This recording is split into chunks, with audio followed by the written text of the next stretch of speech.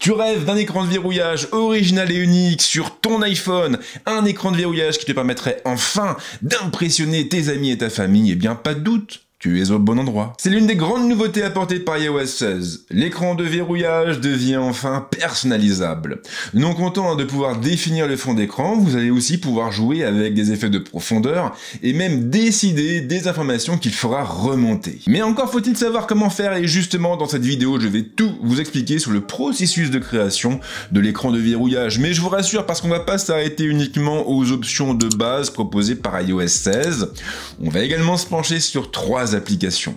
Des applications qui sont franchement hallucinantes et qui vont vous permettre de trouver de très beaux fonds d'écran, de créer vos propres widgets et même d'ajouter un dock à votre écran de verrouillage. Oui, un dock d'application exactement comme sur macOS. Et après l'avoir vu, vous serez donc capable de créer des écrans de verrouillage franchement originaux. Et d'ailleurs, n'hésitez pas à m'envoyer des captures de vos créations sur Twitter. J'ai hâte de voir ce que vous allez faire de tout ce que je vais vous montrer.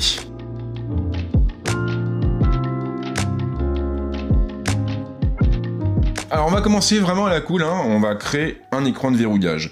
Alors là il y a plusieurs méthodes pour le faire. La plus simple en fait, c'est quand votre iPhone est verrouillé, vous faites un maintien, un appui long sur l'écran, et là vous allez passer en mode édition et vous allez pouvoir switcher entre vos différents écrans de verrouillage, mais aussi en créer un.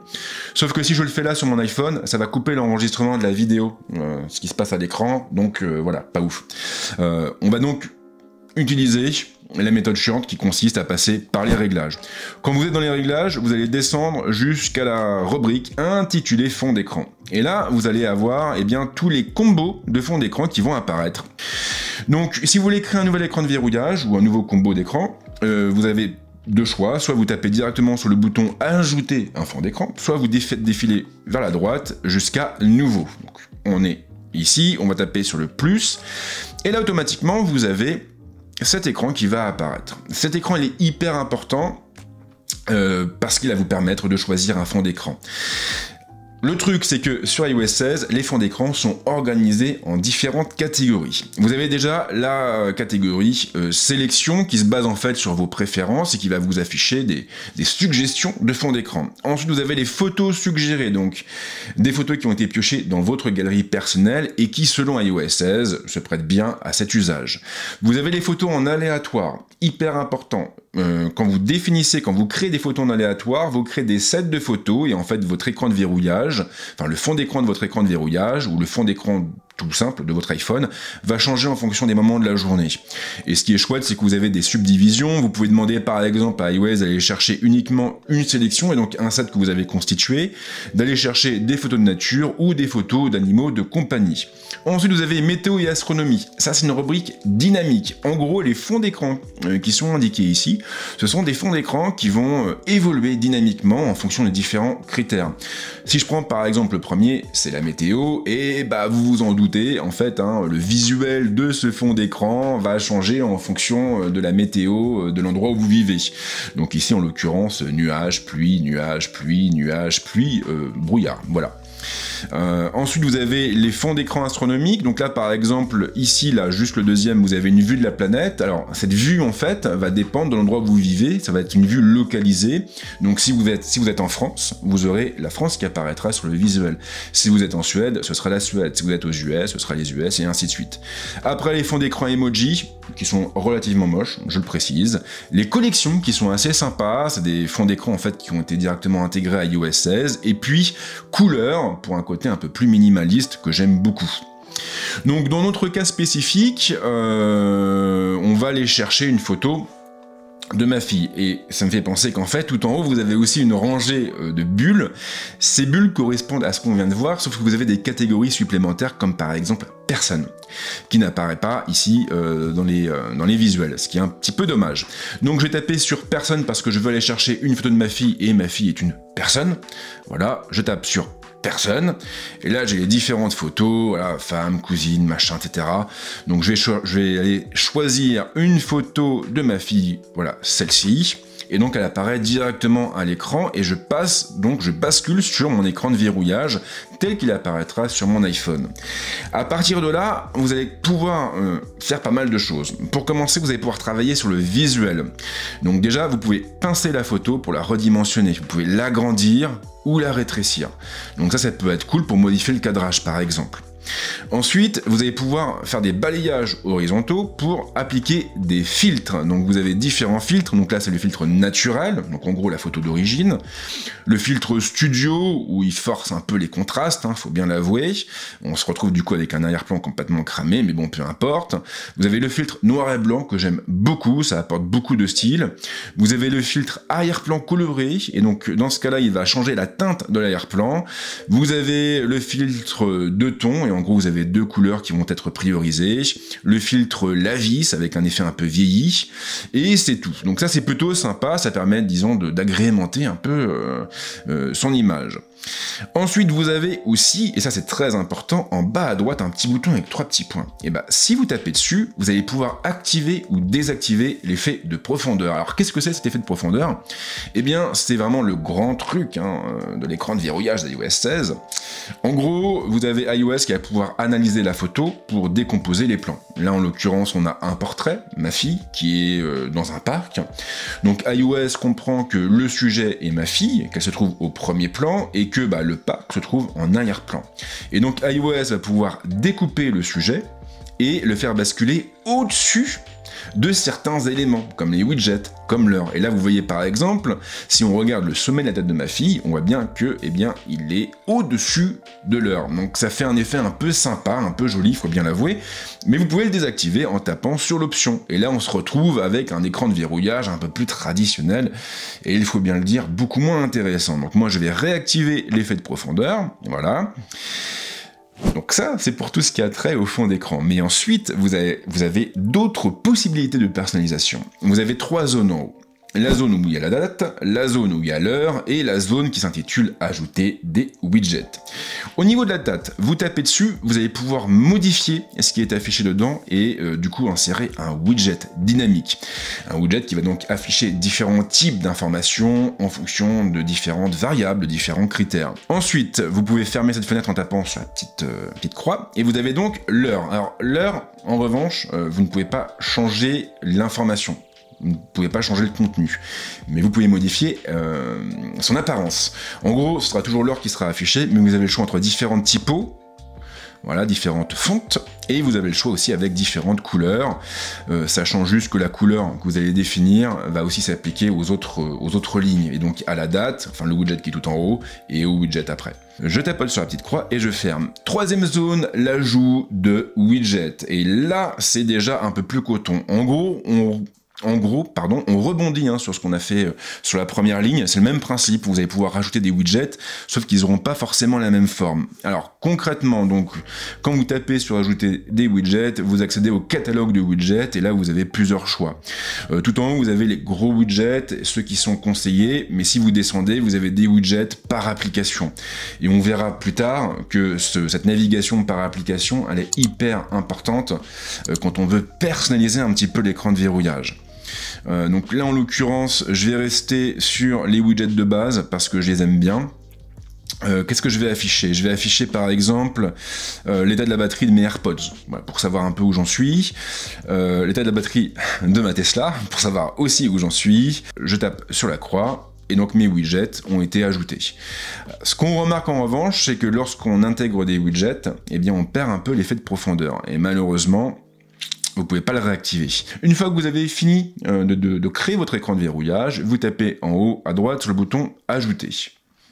Et là, vous allez pouvoir lui dire que vous voulez définir une paire de fonds d'écran. En gros, vous utilisez le même fond d'écran sur l'écran de verrouillage et sur les écrans d'accueil, ou vous pouvez personnaliser l'écran d'accueil pour choisir un fond d'écran différent. Là, je vais rester sur le truc simple, sur la paire de fonds d'écran, je tape sur le bouton, et voilà, j'ai créé donc mon nouvel écran de verrouillage. Mais ça, bien sûr, c'est pour les options, pour les fonctions de base, et maintenant, on va voir qu'il est possible d'aller encore plus loin.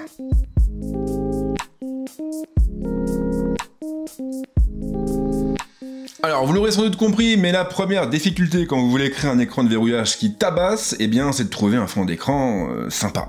Donc là, il y a deux options, soit vous êtes bon en photo, et dans ce cas-là, vous avez déjà une galerie bien remplie, soit vous allez piocher ailleurs. Et alors, bien sûr, vous avez plein de sites, plein d'applications qui proposent un tas de fonds d'écran, on est bien d'accord, mais moi, il y en a une que j'utilise, une seule. Et croyez-le ou pas, mais vraiment, cette application, elle m'a complètement changé la vie, et j'utilise aujourd'hui partout, tout le temps, aussi bien sur iPhone que sur mon iPad, que sur mes téléphones Android. Et cette application, bien sûr, c'est Backdrops. Voilà, alors l'application est gratuite, sauf que la version gratuite, vous n'avez pas accès à tous les fonds d'écran, donc après il faut payer, le prix je crois que je l'avais noté quelque part, eh bien, non, je l'avais pas noté, je crois que ça va être 5 ou 6 euros à peu près, mais ce qui est bien, c'est que, en fait, la licence est rattachée à l'adresse mail que vous utilisez, et donc si vous utilisez par exemple un compte Google, eh bien ça veut dire que vous aurez accès à la version premium de l'application, aussi bien sur iOS que sur Android,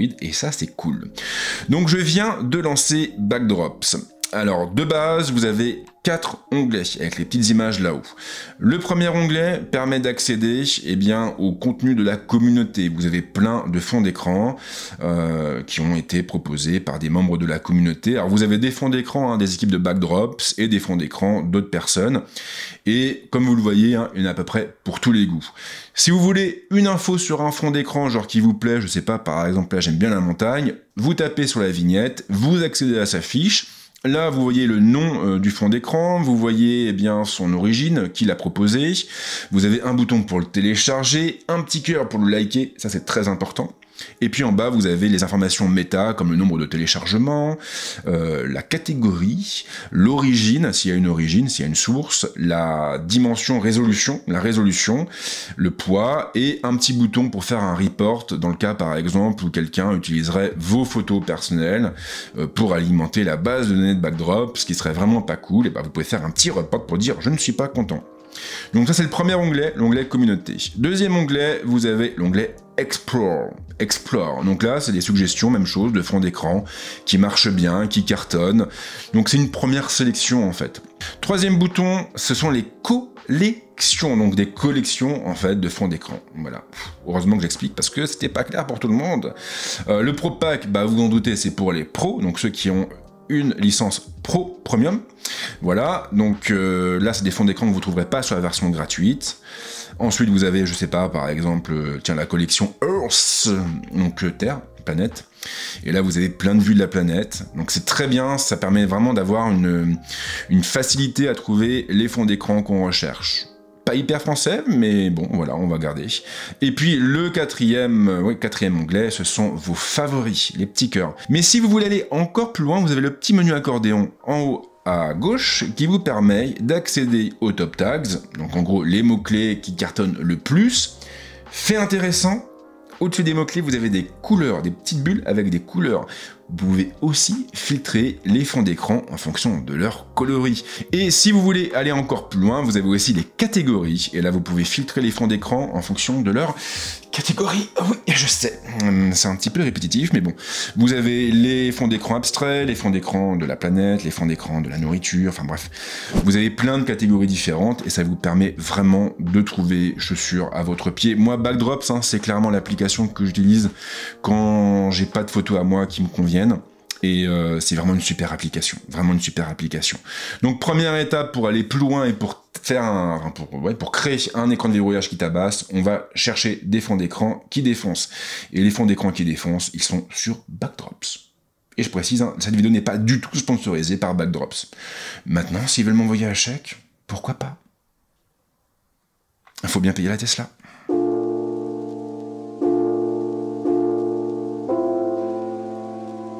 Vous avez trouvé un fond d'écran qui déchire, c'est bien, mais maintenant on va voir comment créer des widgets pour aller un petit peu plus loin que ce que propose iOS. Et pour le faire, on va passer par des applications. Alors il y en a plein. Moi, celle que j'utilise, je vous l'ai montré tout à l'heure, c'est Lockscreen 16. Elle n'est pas parfaite, elle est un petit peu buggée. J'avoue qu'elle est un petit peu buggée sur certains trucs, mais on en reparlera tout à l'heure. Mais elle fait quand même relativement bien le taf. Donc vous installez l'application, elle est gratuite bien sûr. On tape dessus, on la lance, et là on arrive directement sur cet écran. Il y a 4 onglets en bas, pour l'instant on va uniquement se focaliser sur l'onglet des widgets. Donc c'est ici que vous allez pouvoir créer des widgets avec l'application. Vous avez différents types de widgets. Le premier c'est texte plus emoji, en fait ça correspond à la première ligne sur l'écran de verrouillage. Si vous appuyez sur Edit, vous allez donc pouvoir modifier, plutôt ajouter des emojis à la date. Donc par défaut vous aurez ça, vous tapez juste sur le bouton des emojis et vous pouvez ajouter ce que vous voulez, des dauphins, peu importe. Juste, vous pouvez aussi mettre du texte, mais je vous recommande plutôt des emojis, c'est un peu plus joli quoi, que du texte tout bête. Une fois que vous avez ajouté donc ce texte, vous appuyez sur Save et vous voyez que le widget est sauvegardé, vous y aurez donc accès tout à l'heure. Ensuite, widget calendrier, c'est pour en fait créer un calendrier et l'ajouter à la 3e ligne des widgets. Pourquoi pas, j'en ai pas vraiment l'utilité, c'est pas hyper fun. Sachez juste que vous pouvez personnaliser le widget pour afficher ou ne pas afficher le background. Ensuite, vous avez GIF Widgets. Oui, vous pouvez ajouter des GIFs animés. Alors, aucun intérêt informatif, bien sûr, c'est uniquement pour décorer. Donc, je sais pas, si vous aimez les ambiances kawaii, pourquoi pas, vous mettez un petit lapin. Ça fait toujours son effet. Vous pouvez décider aussi d'afficher ou de ne pas afficher le fond du widget, et vous tapez sur Save pour sauvegarder. Sauf qu'il n'a pas de nom, il faut quand même lui donner un nom, je vais l'appeler Lapin. Voilà. On tape sur Save, le widget est sauvegardé. Les apps shortcuts, c'est vraiment, pour moi, les widgets les plus intéressants. En gros, vous allez pouvoir créer des raccourcis pointant vers des applications, ce qui veut dire que vous n'aurez qu'à taper sur le widget pour accéder à l'application associée directement depuis l'écran de verrouillage. En revanche, c'est un petit peu redondant avec ce que je vais vous présenter après. Mais ça peut être une solution intéressante parce que quand vous allez créer le shortcut, le raccourci, vous allez avoir le choix entre application ou lien. Vous allez aussi pouvoir lier des pages web, lier des sites web. Donc s'il y a un site que vous fréquentez tous les jours par exemple, et pour y accéder plus rapidement, vous créez un raccourci, vous l'intégrez à l'écran de verrouillage, au widget de l'écran de verrouillage, et banco, plus rien d'autre à faire. Donc si vous voulez créer un nouveau raccourci, donc on va donc sur Create, on arrive sur cet écran, on tape sur Select App, et vous allez chercher l'application de votre choix dans la liste, vous tapez dessus, je sais pas, on va aller... Je sais pas, on va taper sur je sais pas, YouTube, voilà. On tape sur YouTube, on peut changer son nom. Si on veut sauvegarder, on appuie sur Save et vous avez automatiquement le raccourci de YouTube qui va apparaître dans la zone. Donc on va le laisser comme ça. Ensuite, vous allez pouvoir créer un countdown, donc un compte à rebours vers un événement spécifique comme Noël, comme la Saint-Valentin et ainsi de suite. Bon, pourquoi pas. Vous allez pouvoir créer aussi un widget avec une photo. Voilà, si vous voulez intégrer une photo, hop, voilà. On crée le widget, on lui donne un nom, par exemple Romy, qui est le nom de ma chienne, on tape sur Save, et j'ai le widget photo qui a été créé. Vous allez pouvoir créer un widget de statut, donc par exemple, je sais pas, coucou, avec une fonte qui vous va bien. Vous indiquez un nom, comme d'hab, coucou par exemple, voilà. Vous allez pouvoir changer la taille de la fonte, la taille de la police, ajouter ou enlever le background, vous tapez sur Save. Alors quel est l'intérêt d'avoir un widget de statut ? Franchement, je vois pas trop, à part quelqu'un peut-être qui n'a pas une bonne mémoire et qui veut se rappeler un truc. Après, vous avez des widgets contacts pour ajouter du coup des raccourcis vers des contacts à la 3e ligne des widgets des écrans, de l'écran de verrouillage. Vous avez aussi des symboles. Là encore, c'est plus pour le côté cosmétique. Et puis, les citations. Voilà, par exemple, choose happy. Choisis le bonheur. Voilà, c'est magnifique. En fait, vous sélectionnez vos différentes citations et vous activez ou pas l'affichage aléatoire et vous aurez une citation différente à chaque fois. Voilà, j'adore. Vous tapez sur Save, c'est magnifique. Une fois que vous avez créé vos widgets, on sort de là. On va dans les réglages, on repart dans... Ok, on voit que vous avez suivi fond d'écran. On retrouve l'écran de verrouillage qu'on a créé, plutôt le combo qu'on a créé. On tape sur personnaliser. Et là, on va pouvoir utiliser les widgets qu'on vient de créer. Première ligne, par exemple, je tape dessus. Et au lieu d'aller chercher les suggestions, je vais descendre. jusqu'à la rubrique intitulée Lock Screen 16. Et là, je vais pouvoir ajouter mon custom text avec une petite image jolie. Ensuite, troisième ligne, les fameux widgets globaux. Donc là, je dégage mon widget d'activité et je vais pouvoir descendre jusqu'à la rubrique intitulée Lock Screen 16. Et là, en faisant défiler, je vais pouvoir aller chercher en fait tous les widgets que j'ai créés, comme là par exemple WhatsApp. Voilà, je vais ajouter WhatsApp. Et qu'est-ce que je pourrais ajouter d'autre? Je sais pas. Contact, non, c'est gonflant. Statut. Non, c'est gonflant aussi. Citation. Ah, citation, voilà. Hop, ma fameuse citation. Magnifique. M+, inquiète-toi moins. Voilà, donc vous allez ajouter les widgets que vous avez créés avec l'application. Et une fois que c'est terminé, vous tapez sur OK en haut à droite. Et c'est terminé, vous avez vos widgets uniques. Ou presque. C'est pas beau la vie. Certes, et ce qui est vraiment bien avec cette application, c'est que vous avez d'autres onglets. Et l'onglet Depth Wall, le deuxième onglet, eh bien, ça vous permet de trouver des fonds d'écran qui se destinent à l'effet de profondeur, ou plutôt des fonds d'écran qui sont vraiment faits pour ça, quoi. Genre là, par exemple, une photo de chat, une photo de statue, où là, vous allez pouvoir jouer vraiment avec cet effet de recouvrement de l'heure qui est si sympathique. Et effectivement, comme vous le voyez, on a quand même de jolies propositions. Et sur le troisième onglet, Wallpapers, là, vous avez des fonds d'écran un peu globaux, mais qui ont été pensés en fait pour ce fameux combo écran de verrouillage, écran d'accueil. Genre là, vous voyez par exemple sur cette proposition-là, un stop sur l'écran de verrouillage, et après une route qui s'étend à perte de vue sur l'écran d'accueil. Bon, il y a des trucs qui sont un peu cucul à praline, faut bien le dire quand même, mais ça permet de créer une ambiance comme ça, c'est assez joli, c'est assez rigolo. Et tout ça pour une application gratuite.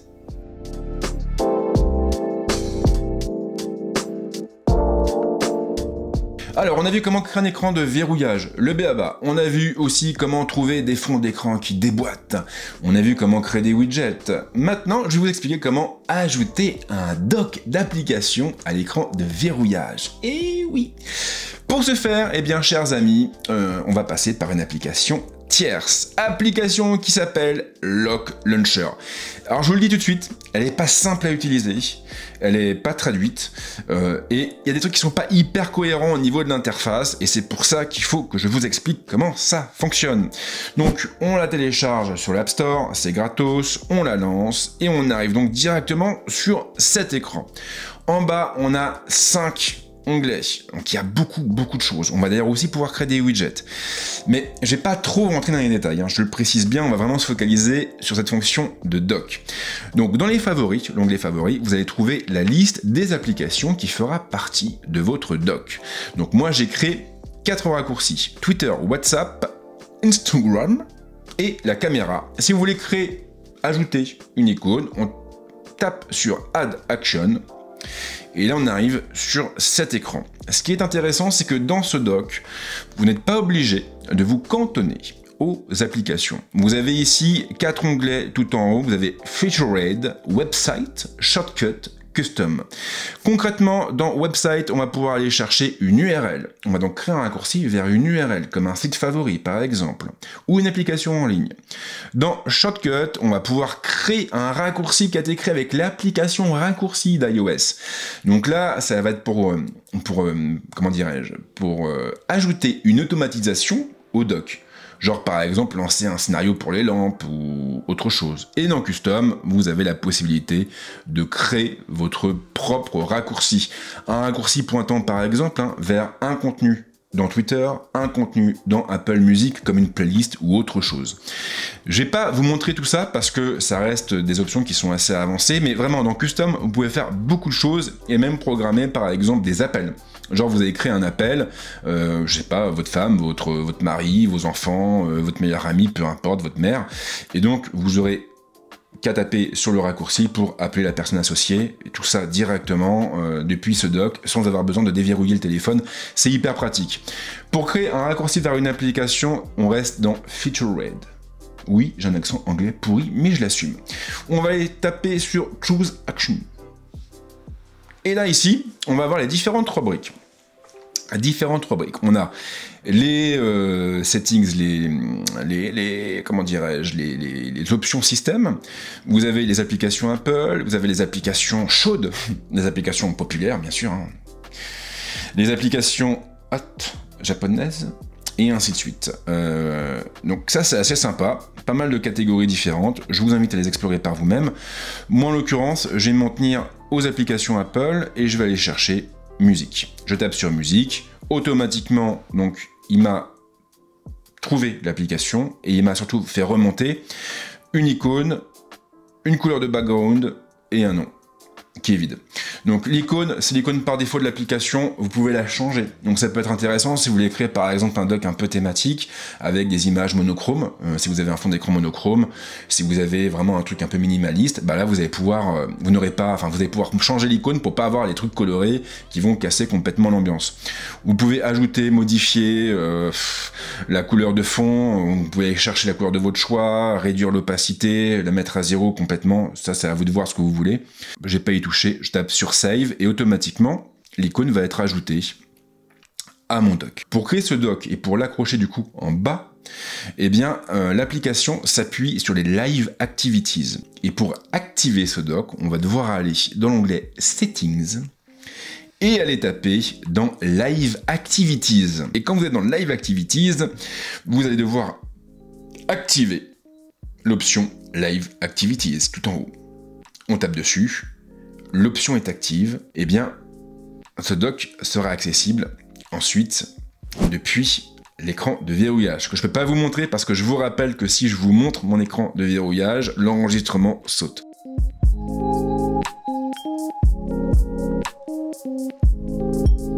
Nous avons donc un écran de verrouillage original, presque unique, avec ce fameux doc, avec les widgets que nous avons créés, et c'est super. Si vous voulez aller plus loin, il reste une dernière étape. Je ne vais pas la détailler dans cette vidéo parce qu'elle fera l'objet d'une autre vidéo tuto. Vous le savez sans doute, mais ça fait quelques versions aujourd'hui qu'Apple a intégré ce qu'on appelle les modes de concentration. Et on pouvait créer des modes différents. Un mode pour le travail, un mode pour les loisirs, un mode pour la conduite, un mode par exemple pour Netflix, pour ce que vous voulez. Et vous pouvez pour chacun de ces modes associer un écran d'accueil et un écran de verrouillage différent. Et ça, c'est hyper pratique.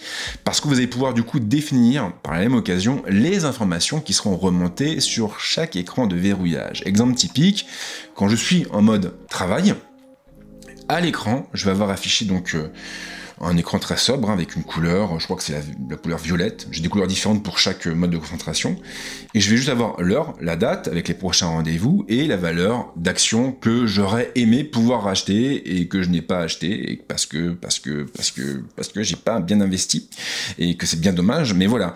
Donc je vais pouvoir suivre des informations particulière. Quand je vais activer par exemple le mode de concentration loisir, eh ben, je vais avoir des raccourcis pointant vers Netflix, vers Plex, vers Amazon Prime Video. Et en fait, quand vous associez les modes de concentration aux différents écrans de verrouillage que vous pouvez créer, et avec ces options de personnalisation en plus, bah, vous pouvez créer vraiment des environnements de travail en fait. Vous avez l'environnement travail, vous avez l'environnement conduite, l'environnement loisir, et pour chacun de ces environnements, votre iPhone va changer d'image, va changer d'information, va changer de widget, et ça permet du même coup d'avoir accès, d'avoir sous les yeux, on va dire, les informations dont on a besoin en fonction de l'usage que l'on fait de son iPhone. Et il faut également savoir que vous pouvez même associer ces modes de concentration au cadran Apple Watch. Alors je vous en dis pas plus parce que vraiment il y a beaucoup d'options qui sont hyper pertinentes avec ces modes de concentration, mais je peux pas en parler dans cette vidéo parce que sinon elle va durer 1 heure. Voilà, sachez juste que si vous voulez aller plus loin, vous pouvez commencer à gratter dans cette direction tout en sachant que je vous prépare déjà une vidéo axée sur les modes de concentration. En tout cas, merci de m'avoir suivi. Je sais que cette vidéo est assez longue. Voilà, c'est avec des tutos, des guides comme ça, qui sont assez complets. Malheureusement, je peux pas être hyper synthétique. En plus, je filme un peu en impro. Donc des fois, j'ai tendance à bégayer, à en rajouter. Mais ça fait partie du truc et ça fait partie des formats qui me semble pertinent pour une chaîne axée sur la tech. Donc merci de m'avoir suivi aussi longtemps, j'espère donc que cette vidéo vous a plu malgré sa longueur. Si c'est le cas, pensez à lâcher un petit like, pensez aussi à lâcher un petit com, pensez à vous abonner, pensez à activer la petite cloche. Oui, je sais, ça fait plein de choses auxquelles vous devez penser, mais en tout cas, moi je vous souhaite de passer une bonne semaine, un bon week-end, et on se retrouve très vite avec d'autres vidéos. Ciao.